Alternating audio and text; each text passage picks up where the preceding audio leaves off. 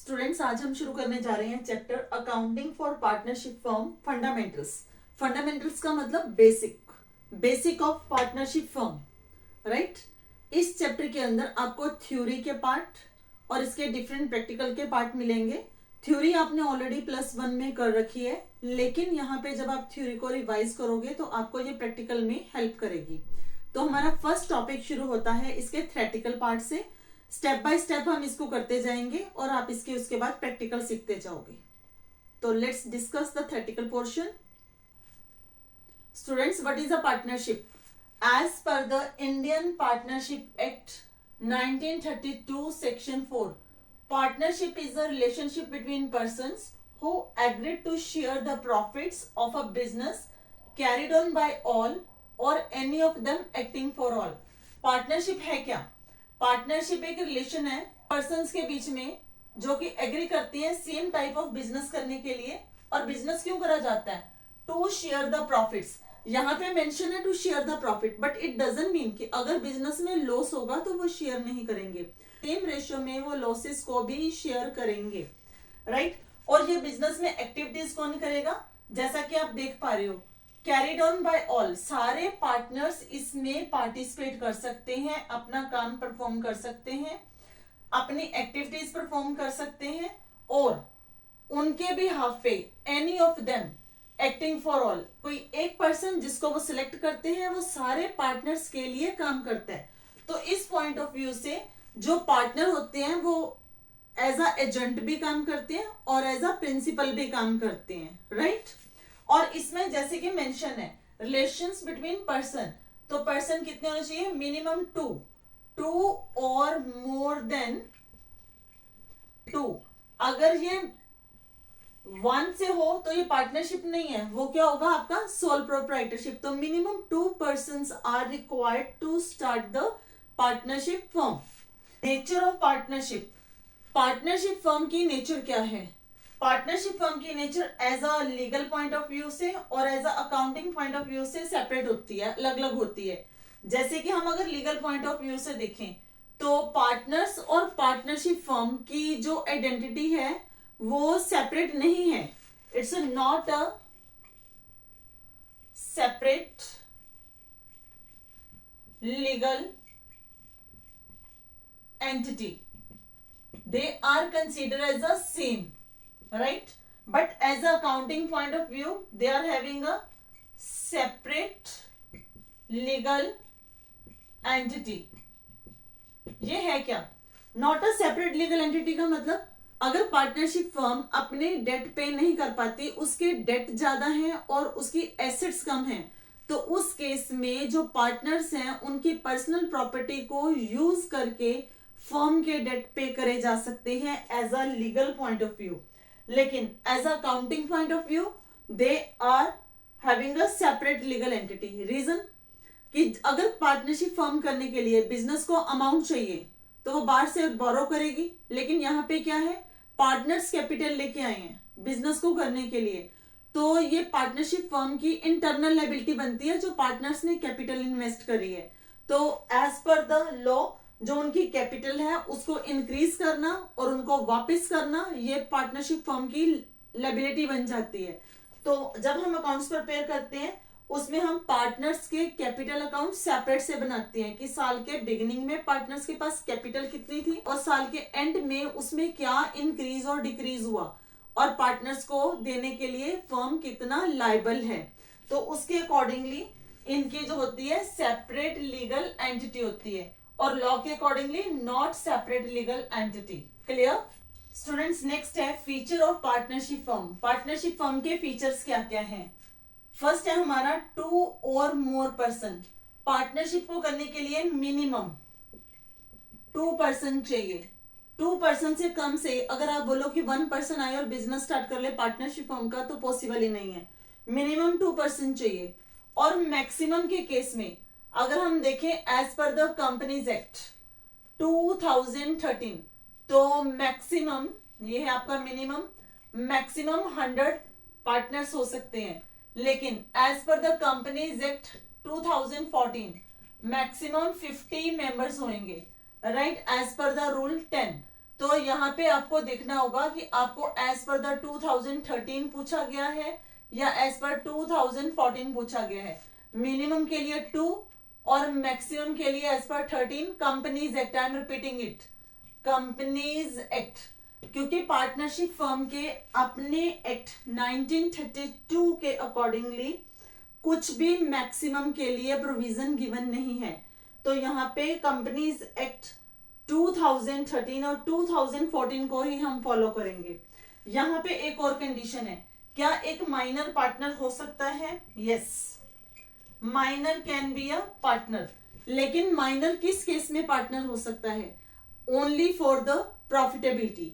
Minor कभी भी loss में पार्टनर नहीं होगा, लेकिन जब भी एक माइनर अपनी एज को 18 ईयर की एज को कंप्लीट करता है, वो मेजर हो जाता है, तो उस केस में उसको एक लीगल नोटिस देना पड़ेगा, उसको इन्फॉर्म करना पड़ेगा बाकी पार्टनर्स को कि he is interested to continue the business और नॉट इंटरेस्टेड।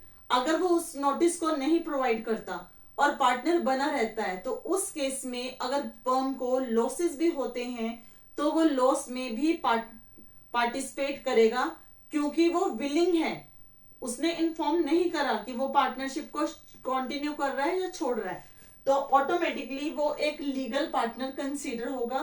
तो माइनर पार्टनर हो सकता है, clear, but only for the profit. After the age of 18 वो लॉसेस में भी पार्टनर होगा। Next, agreement. पार्टनरशिप फर्म के अंदर एक डीड होती है। पार्टनरशिप फर्म को करने के लिए, पार्टनरशिप फर्म को शुरू करने के लिए एक एग्रीमेंट करा जाता है जिसको बोलते हैं पार्टनरशिप डीड। ये डीड जो होती है रिटन भी हो सकती है, ओरल भी हो सकती है, लेकिन ये डीड जो है, ये एग्रीमेंट जो है, ये रिटन में होना चाहिए। क्यों? To avoid the dispute which may arise in future. अगर ये डीड रिटन में होगी तो किसी भी डिस्प्यूट के केस में इस एग्रीमेंट के अकॉर्डिंगली उस डिस्प्यूट को हम इजीली सॉल्व कर सकते हैं। नेक्स्ट है बिजनेस। जब बिजनेस स्टार्ट करा जाता है तो business should be a lawful business, it should be a legal business, right. Business का एक पर्पस होना चाहिए, वो पर्पस लॉफुल होना चाहिए, acceptable by the government, acceptable by the society, right. It should not be a illegal. Then profit sharing ratio. Partners जब business करते हैं तो किस रेशियो में अपने प्रॉफिट और लॉसेस को शेयर करेंगे, वो इसमें मेंशन होना चाहिए। अगर ये पार्टनरशिप डीड के अंदर मेंशन नहीं होगा तो जो प्रॉफिट है वो आपस में इक्वली डिवाइड करेंगे, कैरिड ऑन बाय ऑल और any of them acting for all. ये जो पार्टनरशिप बिजनेस है, इसको सारे पार्टनर्स इसकी एक्टिविटीज को परफॉर्म कर सकते हैं, और या फिर उनके बिहाफ पे कोई एक पार्टनर सारे काम को परफॉर्म करेगा। इस केस में अगर एक पार्टनर सारे काम को परफॉर्म कर रहा है तो बाकी सारे जो पार्टनर हैं उस काम के लिए रिस्पॉन्सिबल होंगे, उनकी भी लायबिलिटी उतनी ही होगी जितनी की एक पार्टनर जिसने एक्टिविटीज को परफॉर्म करा है उसकी है। स्टूडेंट्स, जैसा कि हमने अभी फीचर्स में डिस्कस करा, पार्टनरशिप डीड। पार्टनरशिप डीड है क्या? It is a agreement between the partners, it may be written और ओरल, बट ये रिटन है तो इसमें क्या क्या होगा, right. First of all, description of the partners. Partners के बारे में प्रॉपर डिटेल दी जाएगी। पार्टनर्स कहाँ रहते हैं, पार्टनर्स करते क्या हैं, पार्टनर्स के बारे में detail information. Then description of the firm. Firm के बारे में डिटेल इंफॉर्मेशन। फर्म का नाम क्या है, फर्म का एड्रेस क्या होगा, राइट। यहाँ पे प्रिंसिपल प्लेस, जो मेन हेडक्वार्टर होगा जहां से बिजनेस को कंटिन्यू करा जाएगा, वो कौन सा प्लेस होगा, तो principal place of the business.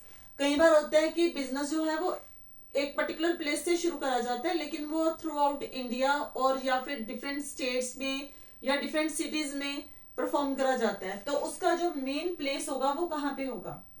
Business की नेचर क्या होगी, ये ट्रेडिंग बिजनेस होगा, मैन्युफैक्चरिंग बिजनेस होगा, स्मॉल टाइप का बिजनेस होगा, मीडियम स्केल का होगा, लार्ज स्केल का होगा, उसकी नेचर के बारे में लिखा जाएगा, right. Then date of commencement of the business, किस डेट से बिजनेस को स्टार्ट करा जाएगा। इसमें पार्टनर्स जो है वो कितनी कितनी कैपिटल कंट्रीब्यूट करेंगे, उनकी कैपिटल का प्रोपोर्शनेट मेंशन होगा, और अगर वो पार्टनर्स कैपिटल कंट्रीब्यूट करें हैं तो क्या उनको इंटरेस्ट दिया जाएगा। अगर इंटरेस्ट दिया जाएगा तो उसके लिए क्या रेट ऑफ इंटरेस्ट होगा कैपिटल के ऊपर, राइट। और कई बार होता है पार्टनर्स बिजनेस से अमाउंट विड्रॉ करते हैं फॉर देयर पर्सनल पर्पस, तो उसको बोलते हैं ड्रॉइंग्स। उस ड्रॉइंग्स के ऊपर क्या फर्म पार्टनर से इंटरेस्ट चार्ज करेगी, अगर करेगी तो कितना रेट ऑफ इंटरेस्ट होगा as a interest on drawings. Profit sharing ratio, partners में प्रॉफिट को शेयर करने के लिए रेशो क्या होगी वो पार्टनरशिप डीड में मेंशन होना चाहिए। अगर पार्टनर ने फर्म से लोन लिया हुआ है तो फर्म क्या उनसे इंटरेस्ट चार्ज करेगी, करेगी तो कितना। अगर पार्टनर्स ने फर्म को लोन दिया हुआ है तो क्या फर्म पार्टनर को इंटरेस्ट देगी, अगर देगी तो कितना, right. Salary to the partners, अगर कोई पार्टनर फर्म के लिए एक्टिविटीज परफॉर्म कर रहा है तो उसके लिए उसको सैलरी मिलेगी या विदाउट सैलरी वो काम करेंगे। अगर सैलरी फर्म देगी तो पर मंथ देगी, क्वार्टरली देगी, हाफ ईयरली या ईयरली, कितनी सैलरी उनको मिलेगी उसके बारे में डिटेल होनी चाहिए। देन वैल्यूएशन ऑफ एसेट्स, जब कोई न्यू पार्टनर एडमिट होता है या जब कोई पार्टनर रिटायर होता है या किसी पार्टनर की डेथ होती है तो उस केस में जो बिजनेस की एसेट्स हैं तो उनकी वैल्यूएशन कैसे करी जाएगी, उसका क्या मेथड क्या प्रोसीजर फॉलो करा जाएगा वो यहाँ पे मेंशन होना चाहिए। मेथड ऑफ गुडविल, गुडविल की वैल्यूएशन एडमिशन पे, रिटायरमेंट पे, डेथ में करी जाती है। तो जब भी बिजनेस में वैल्यूएशन ऑफ गुडविल करनी होगी तो कौन सा मेथड फॉलो करा जाएगा, जैसे कि आगे चल के आप नेक्स्ट चैप्टर्स में सीखोगे गुडविल को वैल्यूड करने के भी डिफरेंट मेथड्स होते हैं, तो कौन सा मेथड फर्म फॉलो करेगी वो पहले से ही डिसाइडेड होना चाहिए। देन अकाउंटिंग पीरियड, जैसे कि आपको पता है हमारा अकाउंटिंग पीरियड 2 टाइप का होता है, एक फाइनेंशियल ईयर के अकॉर्डिंगली और एक कैलेंडर ईयर के अकॉर्डिंगली। फर्म अपने अकाउंट्स कैलेंडर ईयर के अकॉर्डिंगली बनाएगी या फाइनेंशियल ईयर के अकॉर्डिंगली बनाएगी, ये भी मेंशन होना चाहिए। Then rights and duties of the partners, partners के राइट्स क्या है, पार्टनर की ड्यूटीज क्या है, उनकी रिस्पॉन्सिबिलिटी क्या है, वो सारा यहाँ पे मेंशन होना चाहिए। Then duration of the partnership firm, जो पार्टनरशिप फर्म है वो एक पर्टिकुलर टाइम पीरियड के लिए करी गई है या एक पर्टिकुलर वेंचर को पूरा करने के लिए करी गई है। जैसे कई बार होता है फॉर द 5 ईयर उन्होंने पार्टनरशिप फर्म को स्टार्ट करा है और जब ये 5th ईयर कंप्लीट होगा, end of the 5th year partnership firm अपने आप ही बंद हो जाएगी। कई बार होता है एक पर्टिकुलर कॉन्ट्रैक्ट साइन करा जाता है कि जैसे एक बिल्डिंग कंप्लीट हो गई, कॉन्ट्रैक्ट एक पर्टिकुलर वेंचर के लिए, और जैसे ही वो वेंचर कंप्लीट होगा उसके कंप्लीट होते ही ये पार्टनरशिप फर्म जो है वो बंद हो जाएगी। सेटलमेंट ऑफ अकाउंट, अगर किसी पार्टनर की डेथ होती है या कोई पार्टनर रिटायर होता है तो उस केस में उनके अकाउंट्स को कैसे सेटल करा जाएगा ये इस पे डिपेंड करता है कि क्या टर्म्स एंड कंडीशन पहले सेट कर गई हैं। डेथ ऑफ अ पार्टनर, अगर किसी पार्टनर की डेथ होती है तो उसके नॉमिनी को, लीगल रिप्रेजेंटेटिव को कैसे अमाउंट की पेमेंट होगी, क्या क्या उसको पे करा जाएगा। सेटलमेंट ऑफ डिस्प्यूट, अगर पार्टनर्स में आपस में कोई डिस्प्यूट राइज हो जाता है तो उस डिस्प्यूट को कैसे सॉल्व करा जाएगा। Then bank account operation, bank कौन से बैंक में अकाउंट ओपन होगा, कौन सा पार्टनर अब बैंक के अकाउंट को डील करेगा, किस पार्टनर के साइन होंगे, एक पार्टनर के साइन होंगे या सारे पार्टनर उस पे साइन करेंगे, ये सारी डिटेल डिस्कशन पार्टनरशिप डीड के अंदर डिसाइड करी जाएगी। इन केस अगर पार्टनरशिप डीड एग्जिस्ट नहीं करती तो उस केस में as per the partnership act 1932 कुछ प्रोविजंस दी गई हैं, तो उन प्रोविजंस को फॉलो करना जरूरी हो जाएगा। तो वो प्रोविजन क्या है, sharing of profit and loss, अगर पार्टनरशिप डीड में कोई प्रॉफिट शेयरिंग रेशो नहीं दी, जैसे कि 3 पार्टनर्स हैं ए बी एंड सी, उनकी रेशो है 5:3:2, ये नहीं गिवन, तो उस केस में क्या होगा, जितने भी पार्टनर्स हैं वो इसको प्रॉफिट शेयर को इक्वली डिस्ट्रीब्यूट करेंगे। 2 पार्टनर्स हैं तो 1:1 मीन्स 1/2 1/2, 3 है तो 1/3 1/3 1/3, 4 है तो 1/4 1/4 1/4 एंड 1/4, इक्वली डिवीजन होगी प्रॉफिट्स की।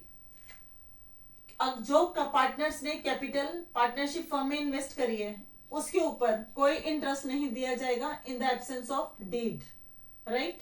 अगर पार्टनर्स ने फर्म से कुछ अमाउंट विड्रॉ कराया है अपने पर्सनल यूज के लिए तो उसके ऊपर जो पार्टनरशिप फर्म है कोई इंटरेस्ट ऑन ड्रॉइंग्स चार्ज नहीं करेगी। No salary, no commission, no bonus, no fee, अगर पार्टनर पार्टनरशिप फर्म के लिए कोई काम कर रहे हैं तो उनको कुछ भी सैलरी, कमीशन, फीस, बोनस नहीं दिया जाएगा।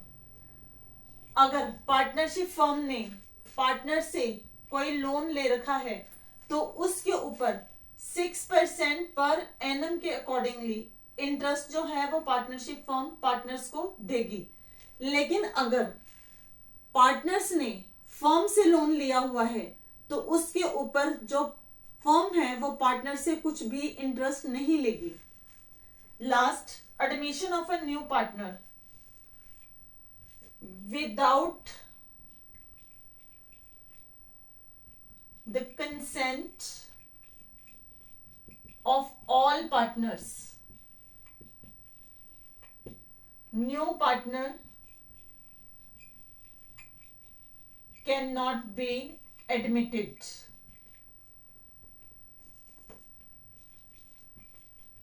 न्यू पार्टनर जो है सारे पार्टनर्स की, ऑल पार्टनर कंसेंट के बिना एडमिट नहीं हो सकता। सपोज यहां पे मैंने बोला ABC 3 पार्टनर्स हैं, ए और बी एग्री कर रहे हैं कि डी फर्म में एज अ पार्टनर आ जाए, लेकिन सी जो है वो एग्री नहीं कर रहा, तो उस केस में जो डी है वो पार्टनरशिप फर्म में एंट्री नहीं कर सकता, उनका पार्टनर नहीं बन सकता। सारे पार्टनर्स की कंसेंट कंपल्सरी है। इसके बाद हम अब शुरू करेंगे इनके प्रैक्टिकल्स।